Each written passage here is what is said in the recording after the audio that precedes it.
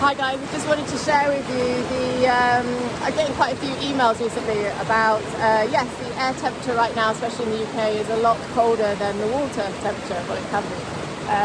So just bear in mind and factor that in when you're going through your cold immersion or cold dip, because you might be there 2 minutes to 10 minutes, let's just say, but then you've also got to factor coming out. So you come out into technically colder environment, so you are going to feel that change in the climate or in your body. So you might just want to go in initially for a 2 to 6, 10 minute dip, and then you come out and get changed, and it could take you 20 minutes to get changed because you've lost dexterity of your hands, you've not factored in the concentration, you want to warm up by external warmth. So yeah, so bear in mind maybe let's just say for argument's sake 2 minutes in the water could turn out into a 30-40 minute cold exposure. So just to bear that in mind. I'm sure you guys all know this, but yeah, water's this temperature, you lose dexterity, and you just don't panic when you come out of the water. Do the Wim Hof warm-up exercises, do the brown fat activation, do the visualizations, do the breath of fire and things like that, and just go internal and really get to know your engine, and that's the mastery.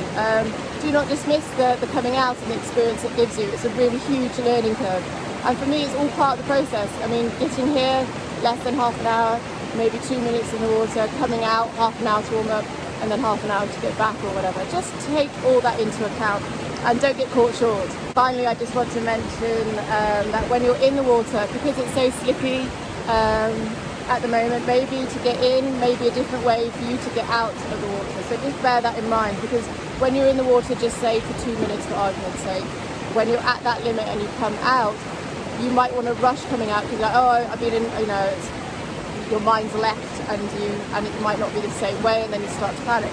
So just be cautious before you go in and look around at the other ways to get out of the water. Because as I say, I've learned that way. There might be plan C, if you like. So just to bear that in mind, nature gives with one, could take with the other. But don't lose your focus, come out when you're feeling good. So you've just got some reserves in the tank. So if you have to stay in the water that little bit longer whilst you're trying to meander your way out, then that's fine and that's okay, because you've got this. The Wim Hof method really is truly happy, healthy, strong. It's not about pushing it, going beyond your limits or expectations, and then having a miserable time and anything like that. So yeah, just do it, feel good, and leave nature exactly how you found it, and how wonderful is that?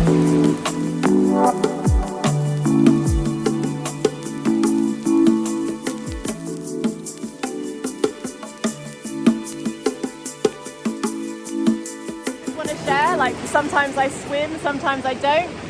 The Wim Hof method, I suppose, is connecting with the water, connecting with self, and it's being still in the water and not swimming. So I do that as like acclimatisation, especially in the beautiful waters. Sometimes I fancy a swim. It doesn't mean it's not Wim Hof method. I do the connecting in and finding that, but to do it regularly on a daily basis for me, I also invite play, and I also love the beauty of exploring the rocks and the formations and the ice or the weather or the view from different places in the waterfall. I think they're magic, unique, and no one's seen it in that moment in time, and I love it. So yes, I do the Wim Hof method. I love connecting in. Sometimes that's enough.